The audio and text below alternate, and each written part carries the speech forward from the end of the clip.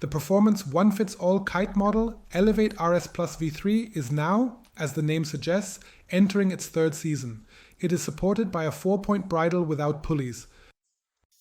The outer bridle can be adjusted a bit further, using a trim ladder, which allows you to adapt it to different disciplines. The whole thing is visually marked here in a very easy to understand way. The steering lines are still directly connected to the tip, and there are two different options to adjust bar pressure and turning speed to individual preferences. In addition to a slightly modified arc and a varying profile depth, compared to its predecessor, the material's strength has also been adapted to this performance freeride one-fits-all model. The whole thing uses a high-strength Dacron material, which is processed here with a leading edge seam that is doubled and stitched from the inside. Modern SUP valves have already been introduced in the Eleveight wings, but with the kites, we'll probably have to wait another season.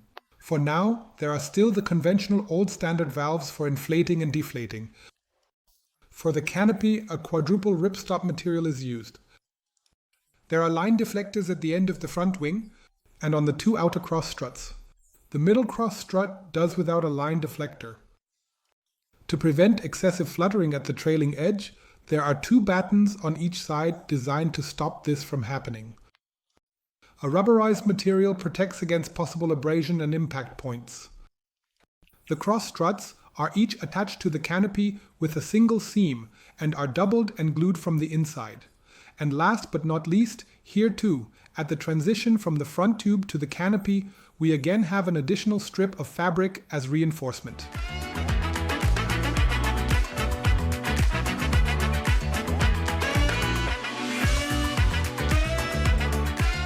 This year, the RS Plus has very good and efficient gliding performance. The airflow attaches very quickly and cleanly, and what you can feel, especially compared to the regular RS, is that the acceleration behavior is more pronounced here. The kite goes even a bit further to the edge of the wind window, pulling forward even faster. And even when you compare it to other kite models from different manufacturers in this discipline, the one-fits-all kites, this one delivers very strong performance.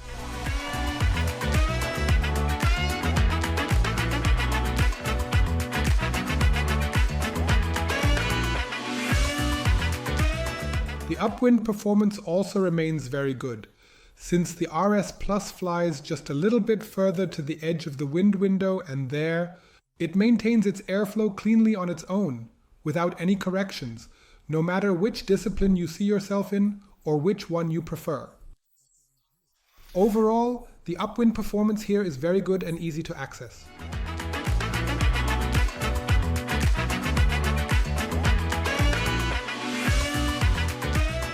I've already touched on the acceleration, but it's worth going into more detail because it really works excellently. With the Eleveight RS, the increasing wind is immediately converted into forward drive.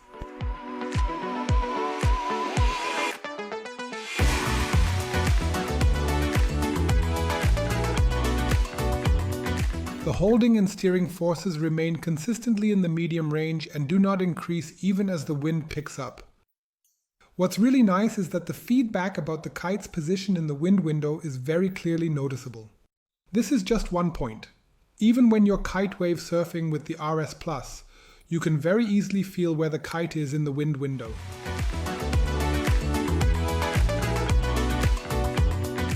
The power delivery has changed only slightly compared to the previous model. Here the power builds up quickly, but then manifests as a consistently high force. So the power peak isn't quite as high as with the previous model. That was just a bit more performance oriented. Here it's a bit more balanced. This also makes it possible when surfing in the waves. You get a smooth and consistent power delivery, which is especially appreciated when riding strapless. Nevertheless, the RS Plus still has enough explosiveness to make a good job when performing freestyle tricks.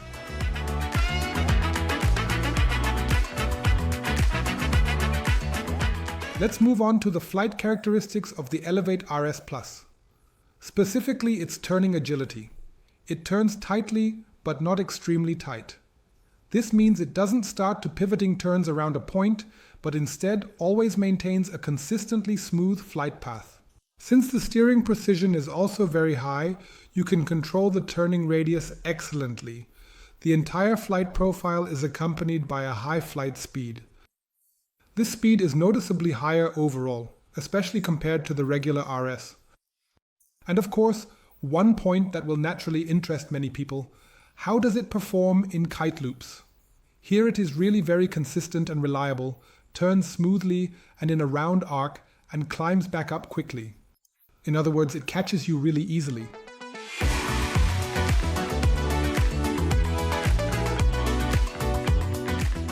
There's absolutely nothing to complain about in terms of flight and profile stability either.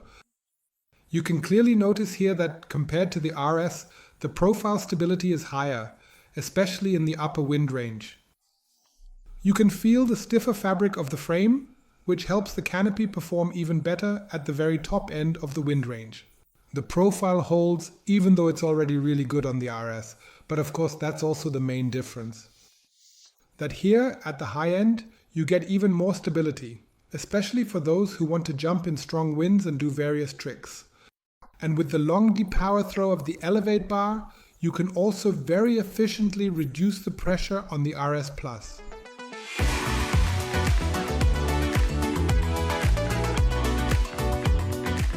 One of the most interesting aspects, of course, is always the jumping ability, even with a kite like this. And here you can clearly say that it's absolutely on par with the previous model when it comes to progressiveness, continuous power delivery, and accordingly it also offers a really nice boost upwards and truly good hang time. The difference from the previous model, which is due to the changes, lies in the control and uniformity.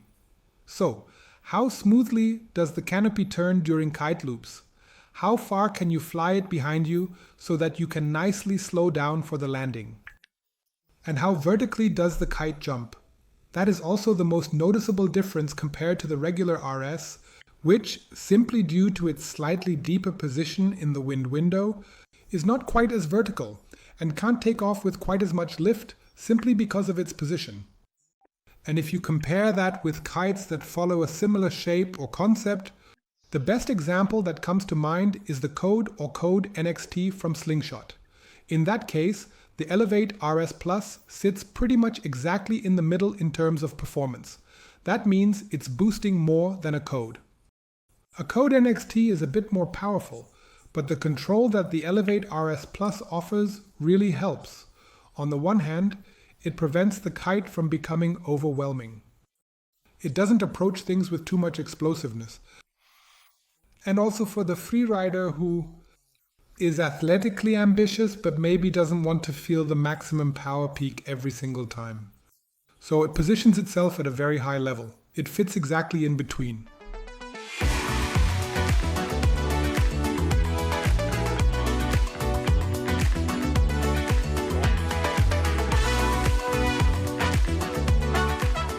Thanks to the stiffer structure in the front tube and the struts, it can be loaded up a bit more aggressively for hook tricks than an RS, so it appeals a bit more to the athletically ambitious rider here as well, in comparison.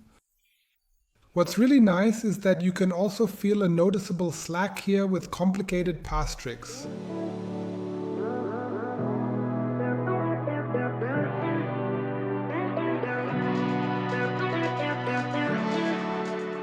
When wave kiting, there are also different characteristics that have emerged between the two models, RS and RS Plus.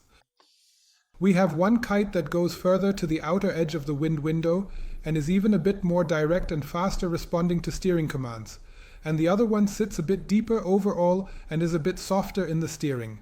Let's start with the RS Plus. Overall, it can be steered even faster and more responsively. So surfing directly on the wave is not like an obligation. You can do a lot with the kite itself. But in terms of profile stability, it stands just as well. You can position it just as easily. And it also has just a slightly better drift compared to the RS. With the RS, as we mentioned in the last test, where we already described it, you actually prefer to just let it hold its position steadily. Then it maintains its position for a very long time. And the maximum agility, well, we only tested the 9 square meter version, could be a bit higher, And that's exactly what the RS Plus offers on the other hand.